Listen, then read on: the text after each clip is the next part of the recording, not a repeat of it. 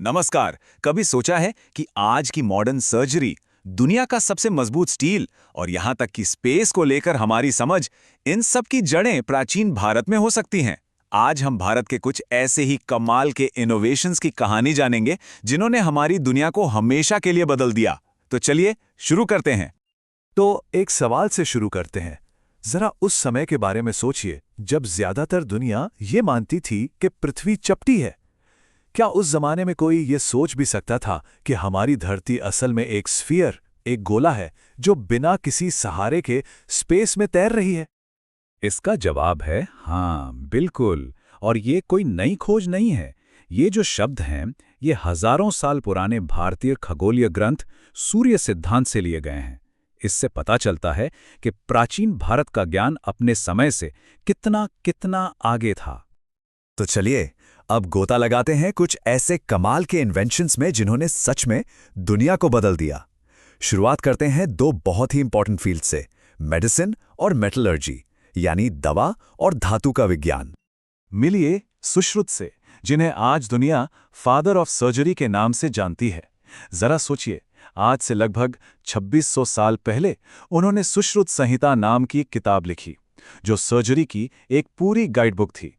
जब दुनिया के कई हिस्सों में सर्जरी का कॉन्सेप्ट भी नहीं था, तब सुश्रुत मुश्किल से मुश्किल ऑपरेशन कर रहे थे। और देखिए उनका तरीका कितना साइंटिफिक और सिस्टमैटिक था। चीरा लगाने मतलब इंसिजन से लेकर टांके लगाने यानी सूचरिंग तक, हर एक स्टेप को बहुत ही बारीकी से समझाया गया है। ये सिर्फ इलाज नहीं था, ये अपने आप में एक पूरा साइंस था। और उनके सर्जिकल टूल्स देखिए। 2600 साल पहले सुश्रुत 100 से भी ज्यादा तरह के सर्जिकल औजारों का इस्तेमाल करते थे। इसमें फॉरसेप्स से लेके ऐसी ट्यूब्स भी थीं जो आज के मॉडर्न एंडोस्कोप की तरह काम करती थीं। ये सोचकर ही हैरानी होती है। तो बेसिकली सुश्रुत के जो प्रिंसिपल्स थे, जैसे प्रैक्टिकल एक्सपीरियंस, डाइसेक्शन करके शरीर रचना को समझना और हर चीज को डॉक्यूमेंट करना, आज भी मॉडर्न सर्जिकल ट्रेनिंग का बेस है। उन्होंने जो नींव रखी थी, आज भी मेडिकल साइंस उसी पर खड़ा है। ओके, तो मेडिसिन से अब जंप करते हैं मेटलर्जी की दुनिया में। मिलिए वुड्स स्टील से। ये कोई मामूली स्टील नहीं था, ये एक रेवोल्यूशनरी भारतीय इन्वेंशन था। एक ऐसा सुपर स्ट्रॉन्ग स्टील जो भारत में 300 ईसा पूर्व के आसपास बनाया जाता था और जिसकी मांग पूरी दुनिया में थी। वुड स्टील की असली खासियत थी इसका अनोखा लहरदार पैटर्न, जो इसे अविश्वसनीय रूप से तेज और फ्लेक्सिबल बनाता था। दुनिया की सबसे लेजेंडरी तलवारें दमिश्क ब्लेड्स इसी स्टील से बनती थीं। इसने तो मटेरियल साइंस की दुनिया में एक तरह से क्रांति ला दी थी। देखिए, मशहूर लेखक सर वॉल्टर स्कॉट ने भारतीय वुड स्टील से बनी दमिश्क तलवार की खूबसूरती को कुछ इन शब्दों में बयां किया था। इससे पता चलता है कि यह धातु कितनी रहस्यमयी और आकर्षक मानी जाती थी। और अगर इंडियन मेटलर्जी की मास्टरी का एक और जीता जागता सबूत चाहिए, तो वो दिल्ली में खड़ा है। ये लौह स्तंभ, ये इंजीनियरिंग का एक ऐसा अजूबा है जिसे देखकर आज भी वैज्ञानिक हैरान हैं। सोचिए जरा, 1600 साल से भी ज्यादा, इतनी सदियां गुजर गईं, धूप बारिश हर मौसम को झेला, लेकिन इस स्तंभ पर आज तक जरा सा भी जंग नहीं लगा है। यह प्राचीन भारतीय मेटलर्जी का एक ऐसा रहस्य है जिसे आज भी पूरी तरह से डिकोड नहीं किया जा सका है। ठीक है, तो जमीन की बातें बहुत हो गईं, अब जरा आसमान की तरफ चलते हैं। क्योंकि प्राचीन भारत ने सिर्फ धरती पर ही नहीं बल्कि सितारों के बीच भी अपनी एक अलग पहचान बनाई थी। ये टाइमलाइन भारत की हजारों साल लंबी एस्ट्रोनॉमिकल और मैथमेटिकल जर्नी को दिखाती है।